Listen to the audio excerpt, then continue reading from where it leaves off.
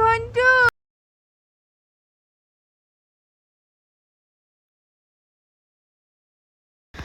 আজকে আমরা সকাল সকাল উঠে পড়েছি, যাব নাচিন্দা মায়ের মন্দিরে পুজো দিতে।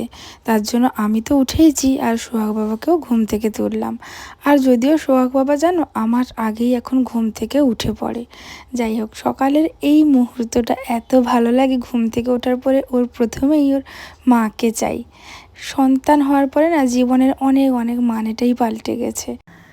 এত গরম পড়েছে, আর এই গরম থেকে বাঁচার জন্য আমি একটা দারুণ জিনিস অর্ডার করেছিলাম। আমার সেটা চলেও এসছে, দেখো, আগারোর alpha rechargeable table fan. Seriously এত এত একটি কাজের জিনিস। আর সব জায়গায় তো সব সময় এসি থাকে না, কোথাও যাওয়া আসার জন্য এটা আমরা খুব ভালোভাবেই ক্যারি করতে পারি। আর ফ্যানের স্পিডও খুবই ভালো, আর হাওয়াটা কি ভালো, কি স্মুথভাবে হাওয়াটা হচ্ছে। অনেক ফ্যানে দেখবে খুব গরম হাওয়া, কিন্তু এটা সিরিয়াসলি হাওয়াটাও খুব সুন্দর। এই ফ্যানটির সঙ্গে থাকছে ইউএসবি চার্জ, যেটা আমরা রিচার্জ করতে পারি। তার সঙ্গে আমরা বিভিন্ন জায়গায়, অফিস থেকে শুরু করে বেডরুম, সব জায়গাতেই এটা নিয়ে আমরা বেরোতে পারি, ঘুরতে পারি। আর সব থেকে ইম্পর্ট্যান্ট পার্ট হলো এতে ফ্যান উইথ লাইট আছে। 3 রকমের মোডেড লাইটটা জ্বলে। আমরা কেউ চাইলে রাত্রে এটা পড়াশুনোর কাজে বা যে কোনো রুমে লাইট প্রয়োজন হলে এটা আমরা ব্যবহার করতে পারি। এটা কিন্তু 6 ইঞ্চের এবং 4 রকমের স্পিডে এটা চালাতে পারি। আর oscillating, brushless motor, wide angle adjustment, ultra quiet, personal mini desktop fan, সব রকম জায়গায় এটা আমরা নিয়ে যেতে পারি। আমার ডেসক্রিপশন বক্সের লিঙ্ক থাকবে, ওখান থেকে তোমরা চাইলে এটা নিয়ে নিতে পারো। আর আমার এত কাজের জিনিসটা আমি এই জন্য না নিয়ে থাকতে পারলাম না। তাছাড়া ছোট বাচ্চা নিয়ে বিভিন্ন জায়গায় যেতে হয়, তো বাচ্চার জন্য তো খুবই হেল্পফুল। সব জায়গায় তো আর অত এসি ফ্যান ওরকমভাবে পাওয়া যায় না, অনেক জায়গায় ছোটোখাটো জায়গায়ও যেতে হয়। যাই হোক, দেখো চুলটা কেমনভাবে উঠছে, তোমরা দেখলেই বুঝতে পারবে হাওয়া মানে স্পিডটা কতটা আছে। যথেষ্ট যথেষ্ট ভালো। আর সব থেকে ব্যাপার হলো জিনিসটা এতটা ছোট যে আমরা বিভিন্ন জায়গায়, সব জায়গাতেই নিয়ে আমরা ঘুরতে পারি, যেতে পারি। এটা একটা খুব সুবিধা আছে। ট্রেনে, বাসে এমনকি আমরা নিয়ে যেতে পারি। আগারোর আলফা রিচার্জেবল এই ফ্যানটা এতটা হেল্পফুল, তোমরা কিন্তু চাইলে একবার এই গরমে নিয়ে ট্রাই করতে পারো। প্রাইসটাও কিন্তু অনেকটাই ঠিকঠাকই আছে, চাইলে আমরা নিতে পারি। আজ তো মায়ের মন্দিরে পুজো দিতে যাব, তার জন্য ভাবলাম এই কাঁথা স্টিচের এই শাড়িটা পরা যেতে পারে। শাড়িটা ভীষণই সুন্দর, অনেক দিন থেকেই পরবো ভেবেছি, কিন্তু পরা হয়েছিল না। যেহেতু আজকে যাচ্ছি তাই শাড়িটা পরলাম। তোমরাই বলো শাড়িটা কেমন। আর আমার বরাবর এই ধরনের শাড়ি একটু বেশি ভালো লাগে। একটু কাঁথা স্টিচের শাড়ি বা অতিরিক্ত ঝিকিমিকি শাড়ি আমার একদমই ভালো লাগে না। এরপর আমি লিপস্টিক পরে নিচ্ছি। আর যারা আমার পুরনো আমাকে চেনো, জানো আমি লিপস্টিক কত ভালোবাসি। আর এই গলায় হারটা পরে নিয়েছি। ব্যাস মোটামুটি আমি রেডি হয়েই গেছি। আর সোহাগের পাপাও প্রায় এলো বলে ফোন করছে, আমি কিন্তু বাড়ি থেকে বেরিয়ে এসেছি, তুমি রেডি হও। আর আমি না রেডি হয়ে যাই, কিন্তু রেডি হওয়ার পরে এই ভিডিও এইগুলো করতে করতেই দেরি হয়ে যায়। আর তোমাদের সোহাগ বাবাও রেডি, ও আজকে পরেছে ইয়েলো ড্রেস। আমি যাচ্ছি। Good morning, welcome back to our channel spotless প্রিয় ব্লগ। আর আজকে সকাল থেকে উঠে এদিকে শুনে যাচ্ছে কাছ থেকে একটু নেই আমাদেরকে হাই বলে দাও। হাই। এদিকে আমরা রেডি হয়েছি, আজকে যাব নাচিন্দা মায়ের পুজো দিতে। প্রত্যেক মাসেই আমাদের পুজো দেওয়া হয়, তো সেম টু সেম আজকেও আমরা রেডি হয়েছি, যাব। যে 3 জনে আমরা রেডি।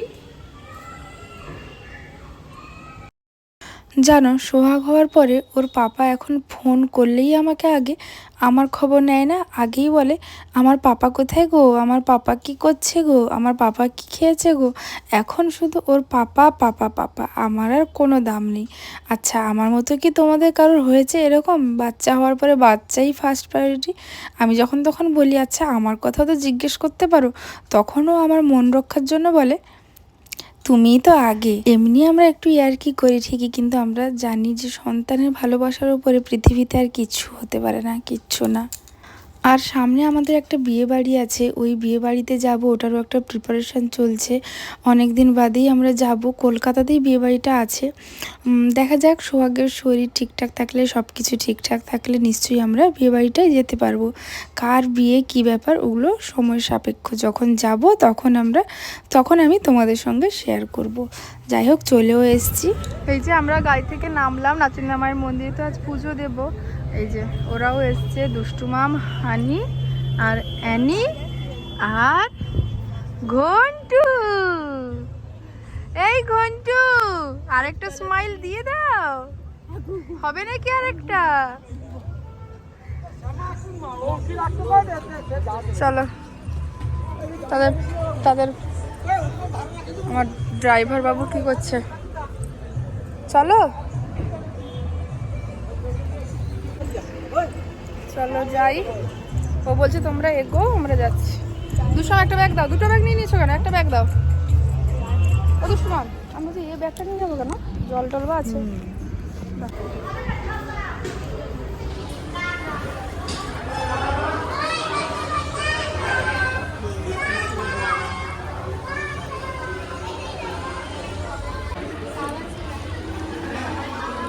চলো এসো।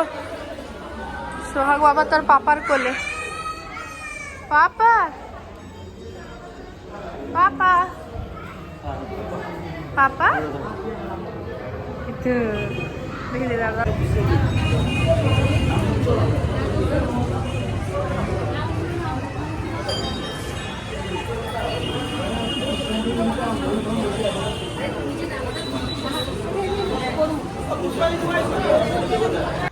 মায়ের মন্দিরে যখনই আসি মোটামুটি সব সময় ভিড় প্রচুর থাকে। আর ওখানে দেখো সোহাগ বাবাকে একটু ওখানে ভগবানের কাছে শুইয়ে দিয়েছি, আর এদিকে আমি ঠাকুরের কাছে পুজো দেওয়ার পরে মোমবাতি জ্বালাচ্ছিলাম। আর টুকটাক আছে মনস্কামনা, সব কিছুই ভগবানের কাছে জানাচ্ছিলাম।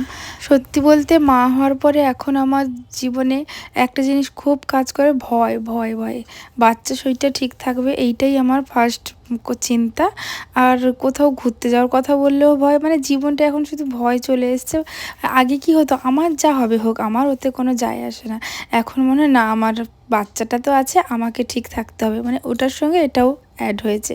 যাই হোক, আমার তিনজন বসে একটা ছবি তুললাম। আর এই যে হলো আমাদের নাচিন্দা মা। আমাদের এদিকে খুব খুব জাগ্রত মায়ের মন্দির, খুব জাগ্রত। যারা আমাদের এদিকে বাড়ি বা যারা এই রাস্তা দিয়ে যাতায়াত করো, তোমরা জানো যে কতটা জাগ্রত মা নাচিন্দা মা। তোমরা কারা কারা জানো নাচিন্দা মার কাছে পুজো দিয়েছো, অবশ্যই তোমরা মা নাচিন্দা মার জয় মা নাচিন্দা কমেন্ট করো, তাহলে বুঝতে পারবো।